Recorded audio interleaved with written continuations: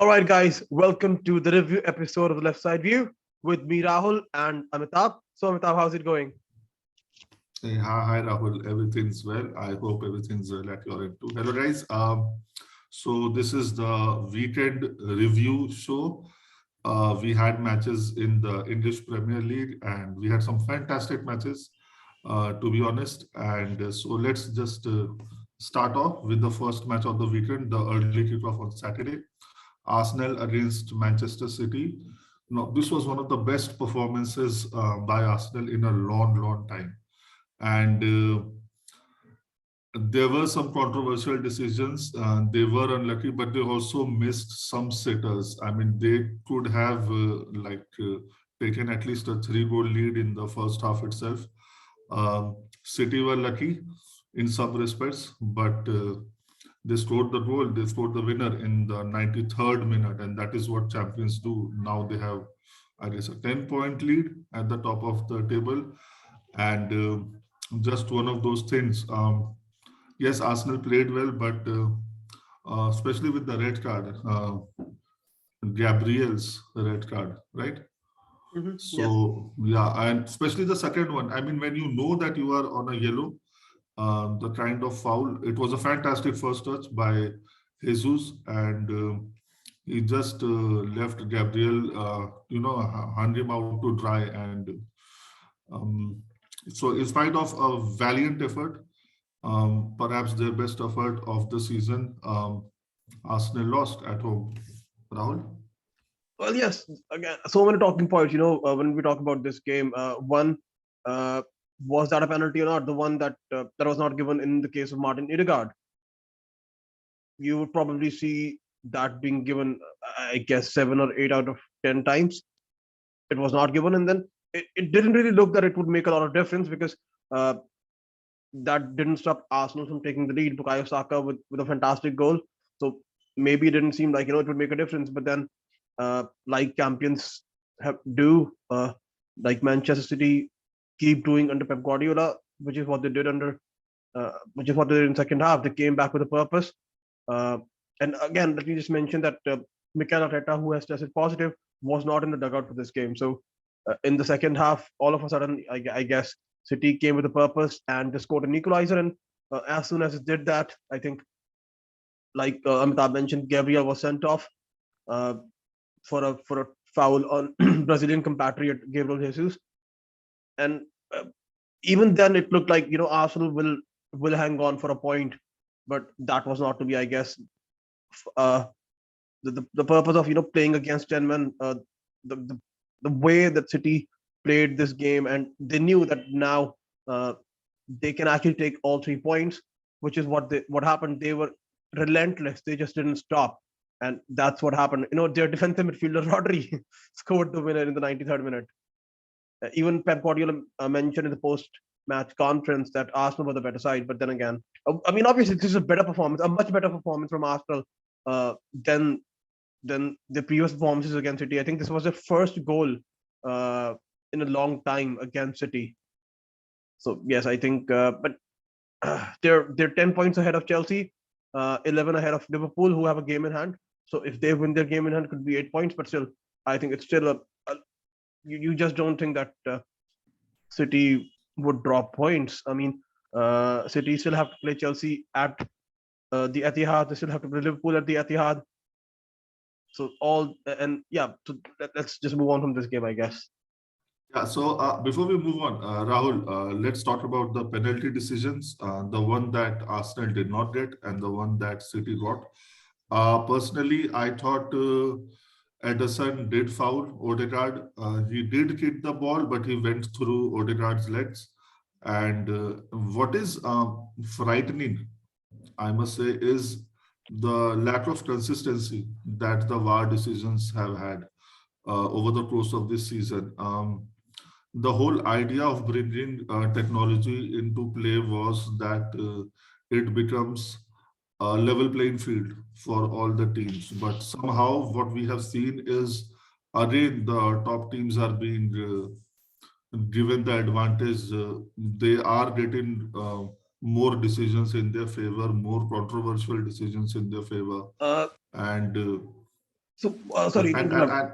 And Was it yeah. Granit Xhaka who gave away the penalty? No, I'm talking about the first one, the Odegaard one. No, so, what about the City penalty? Was it Yeah, Granit it was Xhaka? Xhaka. Yes, it Okay, was okay, Xhaka. okay. Yeah. So, and I must say that Manchester United, Manchester City, and Liverpool have been the beneficiaries of a lot of decisions going their way. I know if you talk to the fans, then they will have an entirely different view. But I mean, how do you not see something that is so blatant, something that is so there for all of us to see, you know? And then the second one, yes, their knees did. Um, I mean, Xhaka's knee did touch Silva, Bernardo Silva, and there was a tug at his shirt as well. But I think at that time he was already on his way down. Personally, I think it was a soft penalty, but yeah, I don't have a problem with that being given a penalty, but how they missed the first one, the Odegaard one, is just simply beyond me. So, in The addition to views. what you just said, I think there's one more thing that I would like to add here. Um, I think the reason that it was Xhaka, that's another reason why I think that that penalty was given. Because maybe let's say he has this reputation. Had it been someone else, maybe it would not have been given. So that's another theory of mine.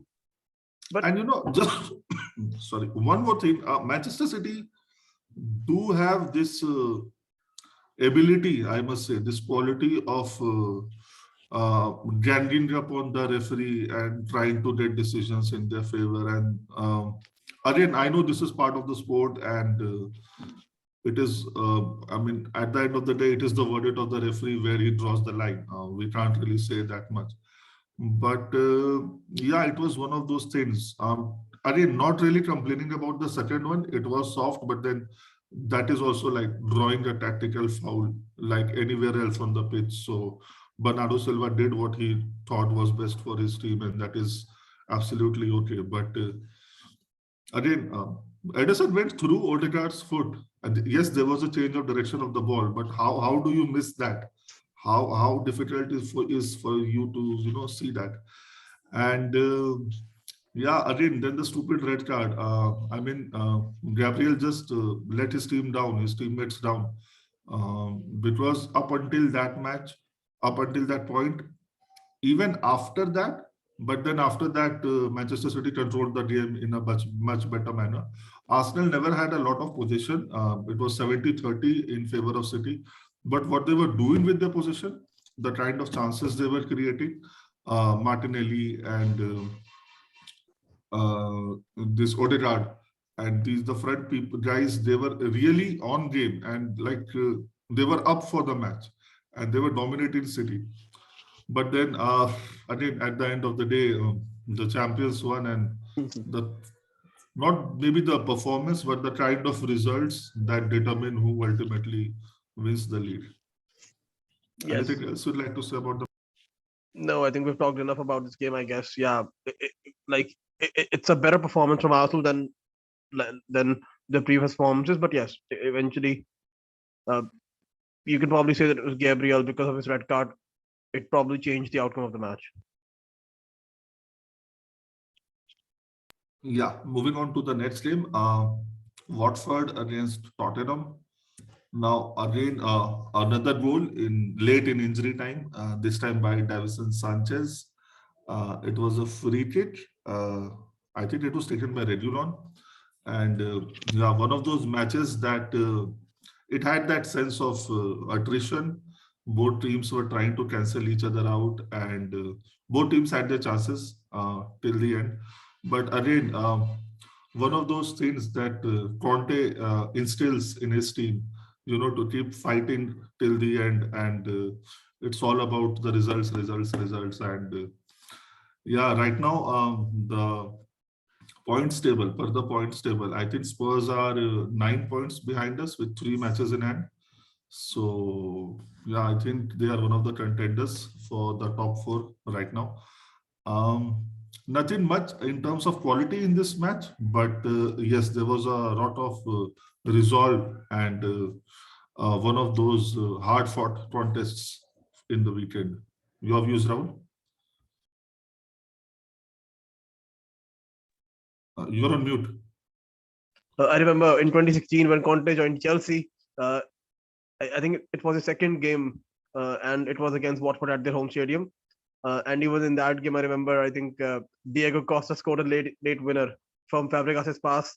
Diego Costa scored, or maybe it was Batshuayi, I think. So similarly No, in no, this game, it was Fabregas. It was Fabregas, and I think it is one of the best passes I've seen yes, great till pass. date. I remember that pass. Yeah, I don't remember whether it was Batshuayi or Costa, but yes, even in no, it was that Costa. game, It was Costa. it was Costa. Okay. So, yes, similarly in this game, I think even Conte doing same thing that he did at Chelsea then in 2016. So even now, Conte's Tottenham scored a late winner against Watford at their home stadium. But yes, I think this was nothing more than what it was. All that mattered was 3 points. The manner didn't really matter. They got 3 points. They can move on to the next game. And again, they needed to keep an eye on the next game because the next game is the semi-final against Chelsea in the EFL Cup. Yes, yes. The late night kickoff for us was Crystal Palace against West Ham. West Ham actually took a 3-0 lead in the first half, but Palace came back with two late goals in the second half, and they lost this home match. A good performance by West Ham. Palace, not, I'm sure they'll not be happy with this performance, but they've been sort of ebbing and flowing this season. There's always a good performance in them, but it is followed by a performance like this, where the result does not go in their way. Anything you'd like to add, Ram? Even Conor Gallagher missing. I think not really sure what's happened. I think even I think Crystal Palace are not really sure of what's happened. Maybe it's a suspected COVID test. Even they are not really confirmed exactly if he's COVID positive or not. But yeah, he is fit, but he was not a part of the squad. So yes, I think he's someone who provides a lot of uh, movement. Provides with incisive passing. So yes, I think, and again, like we mentioned, that because this game mattered in a way more to someone like West Ham because I think they had lost their previous game as well. So yes, Yes. they were more up for this game, and if they have any ambitions of finishing the top four, which I'm sure they do under David Moyes, then yes, it is good. I think if I'm not wrong, even Patrick Vieira was sent off. I am not sure. Okay, no worries. Yes, so we can probably move on to the next match. Yeah, on Sunday, the first match was Brentford against Aston Villa. Now, Villa dominated this match through and through. They took a lead through Ince in the 16th minute. But Brentford hung on resolutely. They just took their chances. They did not create a lot of chances, but they scored two goals. And one of those typical winter matches where the home side, it was, not particular, not like David versus Goliath, but yes, Brentford in no way, shape, or form was the favorite here, but they did come up with a win. Great performance by them. An unexpected performance by Aston Villa. They must have thought of taking at least a point at Brentford. Would you like to say anything about this? Yeah, so I just realized. So Brentford are the only team other than Chelsea, Manchester City, and Liverpool to beat Aston Villa under Steven Gerrard. Yeah.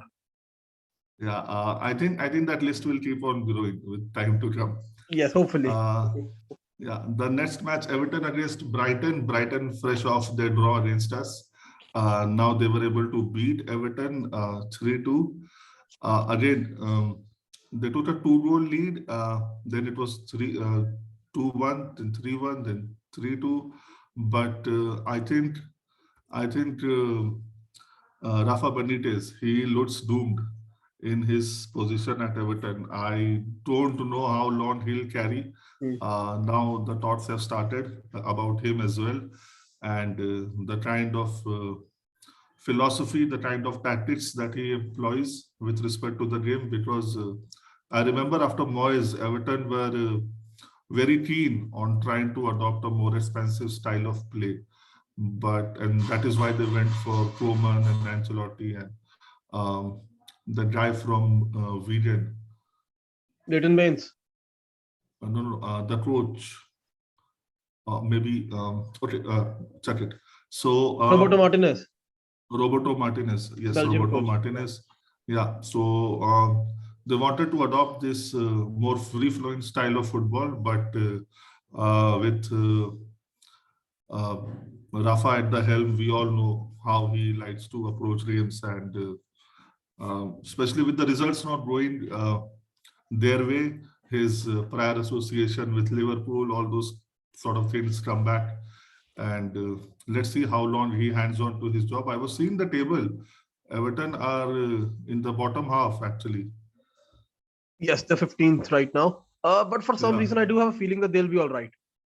And I'll tell you why I'm saying that. I think they've already replaced Lukaria with Lai Mikalenko. His signing has already been announced. Fabrizio Romano has reported now that they are on the verge of signing Rangers right back, Scottish right back Nathan Patterson. So I do feel like now they at least have an idea of the signing that they want to make. They at least have a philosophy, a structure, which they didn't really have till now. I think they're probably going for like in a way Arsenal have done in recent seasons, that they're now going for young players and develop the club around them. Uh, and one more thing that we can mention is Dominic Calvert-Lewin. He was back in the starting lineup in this match, so they had been missing him for so long. I think so. Yes, now that he's back, even though I think he missed a penalty in this game, you can probably just put that down to ring rust in a way. But yes, I think match witness. But now that they are making all these signings, and I think Rafa Benitez is backed by the board. They do make a few signings, and then all these players that are back from injury. Then I do think, on top of that, a lot of these youngsters from the Everton's academy, like the academy, the guy who scored the equalizer against Chelsea. So there are so many of these youngsters, Tom Davis and Anthony Gordon. I think so there are so many youngsters that they're promoting from within. I do feel like Everton will be all right. I mean, I don't see if it like goes really, if it turns to shit, like maybe if they are actually in the relegation zone, maybe then. But otherwise, I do see, for some reason, I have this feeling that Everton Benitez will take control of their own fate. yeah, but then the question will always be there. What were the targets at the start of the season? I mean, it was definitely not avoiding relegation, right? I mean, they were doing well initially in the first 5, 6 weeks, and the performance have just slumped since then. Yeah, that's the thing. Um, Like, they've also had a lot of injuries, and they've also had, I think, a few COVID cases. So that's the thing. Like, everything changes on the fly this season because of the COVID cases. Let's see. I mean, obviously, I won't lose any sleep if he gets sacked. But for some reason, yeah, I have this weird feeling that he won't be. yeah. Okay. Moving on. Actually, this was a game that I was actually looking forward to. Leeds against Burnley, and I did watch the second half of this match. That is when Leeds were already 1-0 up. Then Burnley equalized, and then James Dallas, he scored the second goal, and finally James scored the third goal as well. I mean, it was a fantastic atmosphere. The crowd were really rocking, and yeah, one of those games when you actually see that the players are performing for the coach, you know. And it was just a fantastic game to see. A good appetizer sort of a match before the main course yesterday. Oh, okay, Rahul? you meant Stuart Dallas and Daniel James. Yeah, Stuart Dallas and Dennis James. Yeah. Okay. Yeah. Anything else you want to talk about, like in terms of the Leeds versus Burnley? I remember that you said that this is like a game, wherein coaches of two different opposite ideologies. Wherein for someone like Yeah, Marcelo Bielsa, we all know how Burnley are at home, and especially how Burnley are away, and we've seen the ill effects of Leeds' expensive football of late. So yeah, and the thing was, there was already so much talk about the Bielsa's position being in danger. Mhm. So it was just a great match, a great environment created by the crowd, Mhm. and yeah, I mean, it was so heartening to see that the whole team was behind the coach, especially with what has happened with our team of late. So yeah, again, a great appetizer for the main course Uh-huh. that we are about to discuss. Anything you'd like to add about this game? No, I think in a way, because of the COVID cases, in a way, you can say that that mini break that maybe Leeds had gave them time to, charge up. So let's see if that mini break helped them, because they really needed a break in a way. So if they can continue with this winning rate, then yes, they can probably get back in the top half of the table. Otherwise, people will start asking questions again. Okay, okay. Moving on. At Stamford Bridge, Chelsea hosted Liverpool. Let's take all the situations, all the incidents one by one. First of all, where do you stand with Lukaku not being in the squad? You gotta back the manager. Like I said that uh, in the previous podcast, that obviously I would want both of them to come to an agreement in a way, to sort things out. But if you ask me, Lukaku or Tuchel, I'm team Tuchel always. It's as simple as that. Yeah, So I mean, that's there are two schools of thought here. I mean, there are some people who are saying that the 3 points were important yesterday, and whatever the repercussions of that incident will be, fine him, or take whatever action you want to behind closed doors, but play him because he's your best bet to get the roles. But as we discussed in the last podcast, the fact that it was against Liverpool, it was more of an opportunity to make a statement that uh, no matter who you are, no matter what the scenario is, there are certain guidelines that you do not, cross. And I mean, I was of the opinion, even when we discussed the weekend matches in our preview podcast, that he should not be in the squad. And again, totally behind Tuchel's decision. They have some sort of a meeting today. There is already thoughts about Harry Kane Lukaku swap, so God I knows what mean, is in store. Lukaku, I think, has changed his Twitter or Facebook bio, and he has mentioned Inter Milan there. Yeah, yeah. Like, you are playing for Chelsea and you're mentioning Inter Milan there, man. Not cool. Seriously, not cool. And I just saw a video right now. Tim Howard, the Mhm. former US Everton. goalkeeper, Mhm. Everton, yeah.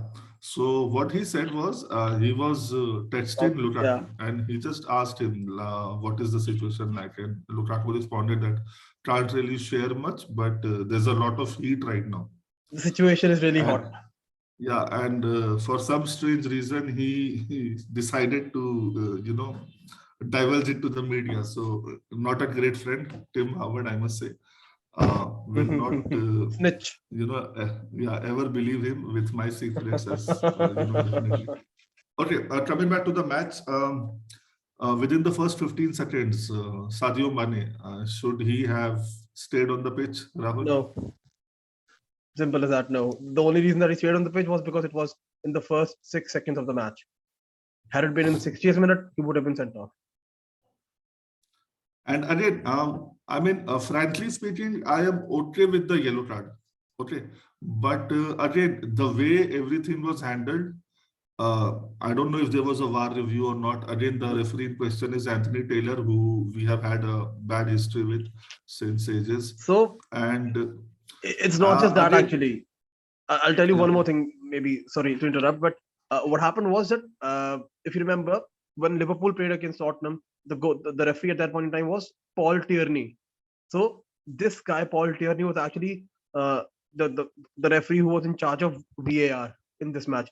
But because it was Liverpool and Klopp, he was actually removed, and some other referee was made in charge of VAR. So I just feel, if what if Paul Tierney was there and he already has a beef with Klopp, and he probably would have sent off Mane. But yeah, sorry to yeah, please go again, ahead. Yeah. yeah. I mean, one of those ways of creating pressure on referees, something that Sir Alex Ferguson was a master at. Um, Again, there was uh, such a readiness to arrive at a decision without consulting VAR or having a check. I don't know. For me, again, I am okay with a yellow because what he hit Azpilicueta with his forearm rather than his elbow. At least that is what I saw. But again, not well handled at all. Chelsea started off beautifully. They were playing like they had something to prove. I don't know, to Tuchel, to the crowd, to Lukaku, God knows who. But they started off all helter-skelter. And I must say that Liverpool went 2-0 up against the run of play. Yes, Chalobah made a mistake. Salah scored a beautiful goal. Um, but overall, for the first 30 minutes, there was no way we were, 2-0 down based on performance. It's just that Liverpool took their chances. Pulisic missed a sitter. Now you can say it was good goalkeeping, or you can say that it was bad management on Pulisic's part. And just a couple of minutes after that, Mane, in a probably more difficult situation, he controlled the ball and he scored the opener. So up till here, for up to the first 30 minutes, Rahul, your views? Well, yeah. So I think we were the better side, but the difference came down to finishing. Liverpool got two chances; they buried those two chances. Whereas when the chances that we got in those first 30 minutes, like before Mane scored, Christian Pulisic actually had a chance, and he could not take that chance. He missed that. It was almost like a sitter in a way, but yes, he missed that chance. So that's when I realized that one chance Chelsea got, Pulisic got, he missed it, and then one chance Mane got, he buried it. Similarly, then which was in a way my problem, which was a mismatch, was Salah versus Alonso, which is what happened. Salah scored this amazing goal and made it look so easy, and we could all just look at Alonso trying to chase back and trying to make up for the mistake in a way, but he just couldn't. And in a way, I probably had lost all hope by then, to be honest. I did. I was like, It's not our day." But so that's the reason why when Kovacic scored that wonderful goal, it really pumped me up, hyped me up, and then all of a sudden, Christian Pulisic, who had already missed one chance, now scored this great beauty of a goal to score the. I was like, now we are just gonna win. It doesn't matter what Liverpool do. I think we were so high on confidence and energy that we were going to win, but that was not to be the case.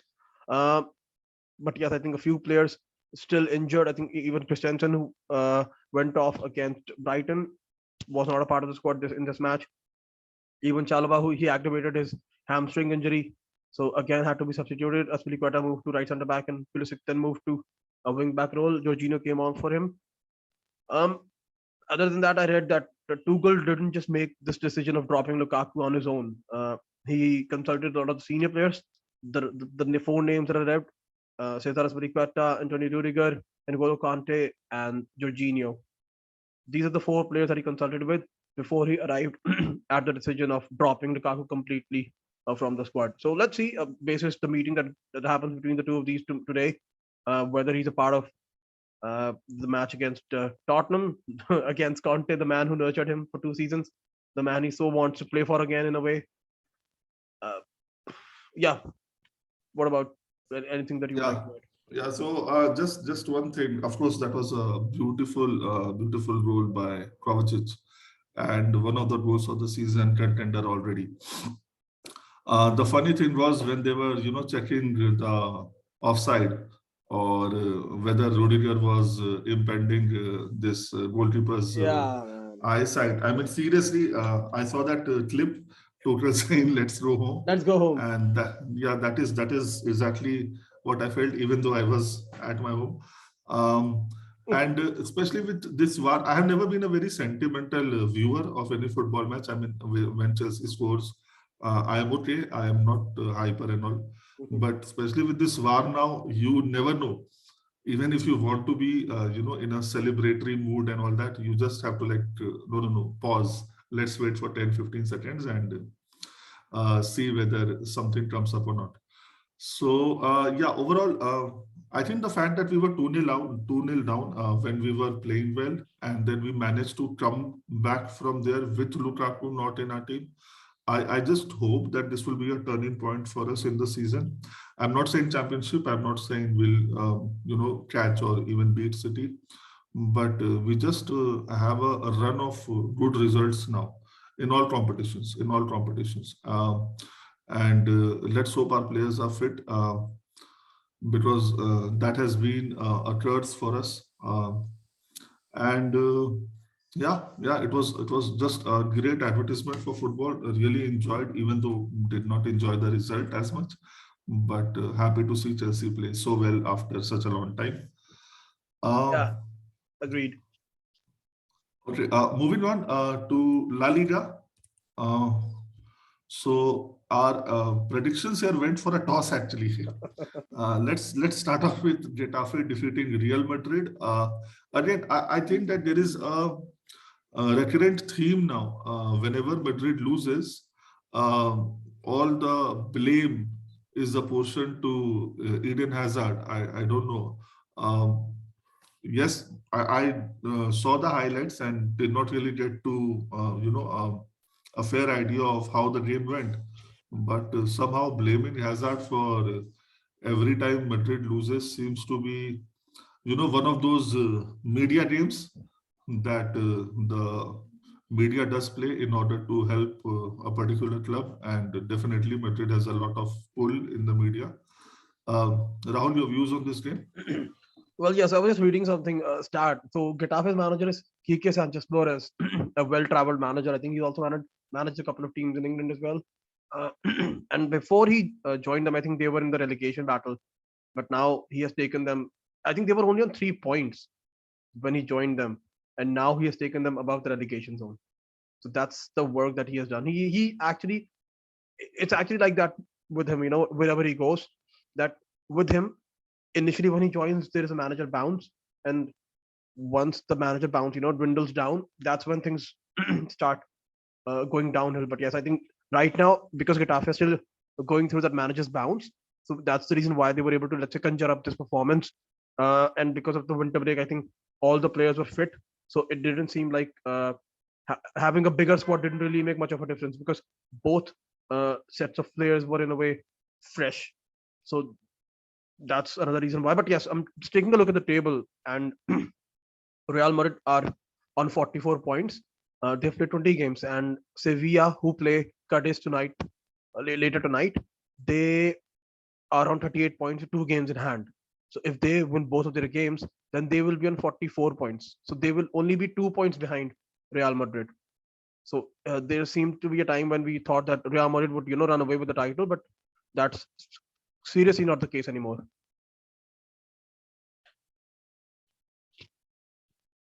Anything else that you want to add? Yeah, yeah, Rahul. Moving on to the next game. Again, Atletico Madrid defeated Rayo Vallecano. Andrea Correa, he scored 2 goals, one in each half. And yeah, a good dominating performance at home, something that they'll be happy with. They did not end the last year in any sort of form. So I hope that the new year brings in good luck for them. Um, Anything in particular that you'd like to take up here? Yes, I think Luis Suarez's goal drought continues. Still hasn't scored in a while.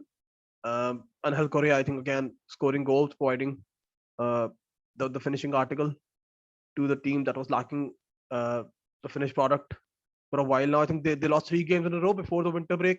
There's another very interesting article that I saw that has Diego Simeone taken Atletico Madrid as far as he can, because I think it was just last month that he actually completed 10 years at Atletico Madrid. He joined Atletico in 2011 December, and so it's been 10 years. That's something that's unheard of in these times. So I kind of feel like the answer is yes. He has taken them as far as he can. Maybe that's a lot more due to the fact that maybe I want to see him somewhere else. That's another reason why I'm agreeing with this chain of thought. I want to see, how he does in Bundesliga, or how he does in Serie A, or how he does managing a Premier League club. With maybe so that's another reason why I think. But yes, like I said, it's all about consistency. They managed to beat Vallecano, but if the next match they go back to the way they were before this match, then finishing the top 4 will again be a problem, because even Barcelona managed to win their game, which we'll talk about next. But yes, it is really close race in La Liga. for the top four as well as for the title. Yeah, so they managed to win this game after 4 consecutive losses. So good for them. Yeah. The final match, Mallorca against Barcelona. Now, I read somewhere that Barcelona had 17 players, a lot of them first team players that were missing from this game due to COVID or injuries. So I think they must be chuffed to bits with this result uh, because again, any away game is a tough game in any league, and especially when you are so down in the doldrums with everything that has happened in this season, and particularly after the New Year's. Uh, I think 3 points is gold for them. Rahul? Well, yeah. So again, due to so many injuries and COVID cases, I think all that mattered to Barcelona was 3 points. Didn't matter how they got those 3 points. And even though we've talked, so much about Barcelona, how poor they are this whole season, but when you take a look at the table, they are still only 1 point behind Atletico Madrid, who are in fourth. So they are fifth and just 1 point behind the fourth place team. And they've already made a signing of Ferran Torres, even though he's, I guess, still injured and not able to register him at the moment. They need to sell some players before they can register him. But just today, it was his unveiling. Juan Laporta said that Barcelona are back. So you never know, how many more players they are signing. They're going to sign another player very strongly linked to Barcelona is Alvaro Morata. I think he's on loan at Juventus, who are not going to sign him on a permanent deal from Atletico Madrid. So uh, Barcelona need to, you know, uh, be in agreement with not only Juventus but also Atletico Madrid, because eventually, if they want to sign Morata, then the money that they need to pay that money to Atletico Madrid. So let's see. They do need a striker. There's no doubt about that. I mean, even though Luke De Jong scored uh, just the winner against Mallorca, but his name is, I think, one of the many names on the chopping block that Javi wants to get rid of. So yeah, like I said, all that mattered was 3 points. Yeah, incidentally, this was perhaps the best performance by Luke de Jong, especially his performance in the first half. And coming back to the Morata deal, what I've heard is there is going to be a three-way tie with Atletico owing some money to Barcelona for Griezmann, and Barcelona paying that money to Atletico, which will in turn be paid to Juventus for Morata. So a lot of, yeah, I mean, complex deals, and yeah, something that has maybe brought them to this rot. But yes, one of those things. I think another thing that I read was that they won't really pay anything right now. If they pay anything, then that will be uh, in the summer. Hopefully, by then they at least think that they will have money. Yeah, most of the deals that have been done, especially after COVID, all of them are being done on an installment basis, because this is what they say. Nobody has the cash right now, and they would like to, you know, have the payments made in installments. So yeah, that is how most deals are done now. Okay, I think with that, we come to the end of this podcast.